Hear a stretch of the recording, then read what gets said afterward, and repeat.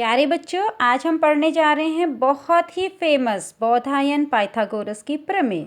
बच्चों, इसमें दो दो नाम इसलिए जुड़े हैं क्योंकि पहले भारतीय गणितज्ञ बौधायन ने इनको ढूंढा था BC से ईसा से 1000 साल पहले। उसके बाद पाइथागोरस ने इनको ढूंढा था, उनका जन्म हुआ था, उनका भी ईसा से 569 ईयर्स अगो उनका जन्म हुआ था।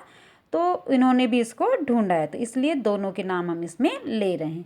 तो बच्चों, इसको पढ़ने के लिए हमें पहले समकोण त्रिभुज पता होना चाहिए। समकोण त्रिभुज है समकोण के सामने वाली सबसे लंबी भुजा जो होती है उसे हम कर्ण कहते हैं। ये जो खड़ी वाली भुजा से लंब या परपेंडिकुलर कहते हैं, और नीचे वाली बेस वाली को हम आधार कहते हैं। इनका हमें पता होना चाहिए।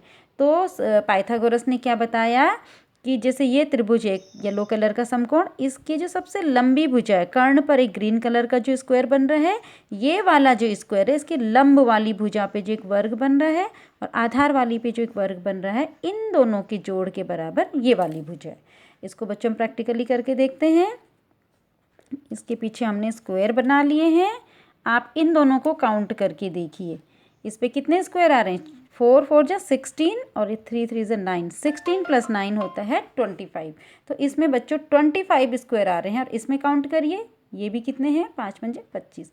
तो इस पर बने वर्ग और इस पर बने वर्गों का जो जोड़ है इस पर बने वर्ग के बराबर आ रहा है। कहने का मतलब हो रहा है ये वाला क्षेत्रफल प्लस ये वाला क्षेत्रफल, इन दोनों का सम बराबर ये वाला क्षेत्रफल। तो बच्चों 8th में आपके पास केवल इतना ही है और इसका स्टेटमेंट है कि कर्ण का वर्ग बराबर लंब का वर्ग प्लस आधार का वर्ग, hypotenuse square is equal to perpendicular square plus base का स्क्वायर। लेकिन 10th में बच्चों आपके पास इसका प्रूफ भी है। तो 10th में हम इसका प्रूफ करने के लिए, इससे पहले हम समरूप त्रिभुज पढ़ चुके हैं 10th में त्रिभुज वाले चैप्टर में। तो इसके लिए हम क्या करते हैं, एक ट्रायंगल ले लेते हैं और यहाँ पे एक परपेंडिकुलर डाल लेते हैं, लंब डाल लेते हैं। तो हमने इसको यहाँ पे फिगर में बना के रखा है।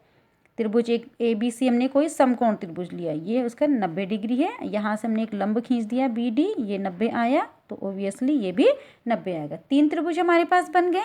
अब आपने 10th में पढ़ा है कि समरूप त्रिभुज की संगत भुजाओं में समान अनुपात होता है। एक तो ये आपने पढ़ा है, और दूसरा समरूप होने की कसौटी क्या क्या होती है। तो जो समरूप होने की A कसौटी होती है, अगर किन्हीं दो त्रिभुजों के दो कोण बराबर हैं तो हम उन्हें समरूप त्रिभुज कहेंगे। तो सबसे पहले हमें ये प्रूफ करना पड़ेगा कि ये त्रिभुज और ये त्रिभुज और ये बड़ा वाला त्रिभुज तीनों आपस में समरूप हैं।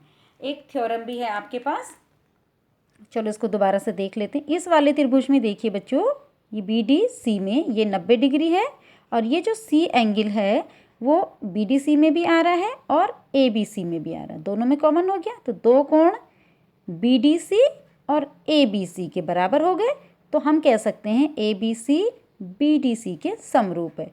इसी तरीके से ABD और ये जो बड़ा वाला था ABC, इसको देखिए, इसमें ये 90 डिग्री है, ये भी 90 डिग्री, और ये जो A एंगल है वो इस वाले ट्रायंगल में और ये ABC ट्रायंगल दोनों में कॉमन आ रहा है, तो दो दो कोण बराबर हो गए। तो हम कह सकते हैं कि ABD समरूप है त्रिभुज ABC के। तो कहने का मतलब हो गया, ये जो हम इसको नंबर 1 दे देते हैं, इसको नंबर 2 दे देते हैं और नंबर 3 हम ये बड़े वाले को मान लेते हैं। तो तीनों ही आपस में समरूप हो गए। अब हम क्या करेंगे, त्रिभुज 1 व 3 में, 1 हम इसको ले रहे हैं और 3 ये जो पुराना ओरिजिनल था, तो इसको मैंने इस तरीके से काट के रख दिया। इसको 1 मान लो, इसको 2 मान लो, और ये ओरिजिनल वाला हमने 3 मान लिया। तो इनमें देखिए अब दोनों समरूप हो गए। अब इनकी संगत भुजाओं को मैं सीधा कर देती हूँ। चित्र में बच्चों ये दिखने में थोड़ी दिक्कत हो रही थी, इसलिए मैंने काट के इसको सीधा कर दिया। तो इसमें और इसमें इसका जो आधार है, इसका जो आधार हुआ, ये आधार हो गया इसका, इसमें 1 में और 3 में, तो इसका आधार हो गया DC और इसका आधार हो गया BC। तो DC बटे BC बराबर इसका जो कर्ण होगा बच्चों, ये 90 डिग्री है तो कर्ण इसकी सम्मुख भुजा हो गई BC बटे इसका कर्ण 90 वाली के सामने वाला AC। तो ये हमने एक समीकरण निकाल दी, इसको क्रॉस मल्टीप्लाई कर दीजिए। तो BC को BC से गुणा किया, BC स्क्वायर बराबर DC इंटू AC, ये समीकरण नंबर 1। अब हम देखेंगे त्रिभुज नंबर 2 और 3 में, 2 और 3 यानी कि ये बड़ा वाला जिसको हमने काटा है, ये 2 हमारा हो गया। अब इसमें देखिए लंब बटे लंब, ये लंब आ गई और ये इसकी लंब आ गई, तो इसका नाम क्या हो जाएगा लंब का AD, और इस वाले का लंब क्या हो जाएगा AB। तो AD बटे ये वाला AB, इसका लंब बटे इसका लंब।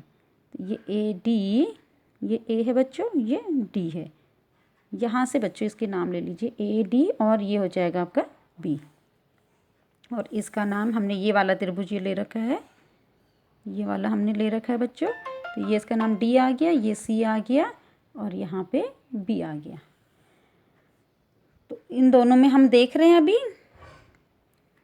लंब बटे लंब, AD बटे AB बराबर कर्ण बटे कर्ण, AB बटे AC। अब हमने इसको भी क्रॉस मल्टीप्लाई कर लिया, तो AD into AC is equal to AB square. अब हमने इन दोनों इक्वेशन को ऐड कर दिया, जोड़ दिया, तो BC square plus AB square, LHS एक साथ जोड़े बराबर DC into AC plus AD into AC। इन दोनों को हमने एक साथ जोड़ लिया। अब इनमें देखिए बच्चों दोनों में AC कॉमन आ रहा है, AC हमने कॉमन ले लिया, यहाँ से AC चला गया बाहर तो अंदर बच गया हमारा DC, यहाँ से AC बाहर गया तो अंदर बचा AD। अब यहाँ पर हमने इसको ऐसे ही कॉपी कर लिया, DC प्लस AD, यहाँ पर देखिए DC plus AD plus DC, इन दोनों को अगर हम जोड़ते हैं यहाँ से यहाँ तक की लाइन और यहाँ से यहाँ तक की लाइन, तो इसकी जगह हमें AC मिल जाएगा। तो हमने क्या किया, DC प्लस AD की जगह पे AC रख दिया। अब ये AC तो ये बाहर पे था, AC इंटू AC हो गया हमारा AC स्क्वायर। तो BC square plus AB square is equal to AC square. तो यही बच्चों हमारा स्टेटमेंट आता है। BC मीन्स आधार, आधार पर बना वर्ग, AB मीन्स लंब, लंब पर बने वर्गों का जोड़, ये प्लस का चिन्ह है, इस पर बने वर्ग, इसके वर्ग का जोड़ AC पर बने वर्ग के बराबर होता है। तो यही बच्चों हमारी पाइथागोरस की थ्योरम है। इसी पर बेस्ड आपका 6.5 पे कुछ क्वेश्चन है। अगर आपको किसी ट्रायंगल की एक साइड 5 दी है, एक 12 दी है और उसकी साइड उसका जो हाइपोटेनस है वो 13 दे रखा है, तो आपने प्रूफ करना है कि ये एक समकोण त्रिभुज है। तो आप क्या करोगे, इसका स्क्वायर करोगे, इसका स्क्वायर करोगे, दोनों को जोड़ोगे, जोड़ के देखोगे इसके स्क्वायर के बराबर आ रहा है तो वो पाइथागोरस थ्योरम को फुलफिल कर रहा है, उस पर लग रही है, और अगर नहीं आ रहा है तो वो नहीं है। तो 6.5 का फर्स्ट क्वेश्चन में आपने यही करना है, दो भुजाओं के वर्गों को जोड़ के देखना है, तीसरी भुजा के वर्ग के बराबर आ रहा है तो पाइथागोरस थ्योरम को फुलफिल कर रहा है, वो समकोण त्रिभुज है। अगर ऐसा नहीं है तो वो समकोण त्रिभुज नहीं है। तो बच्चों इसके बाद 6.5 कीजिए और फिर मिलते हैं नेक्स्ट वीडियो में। Thank you.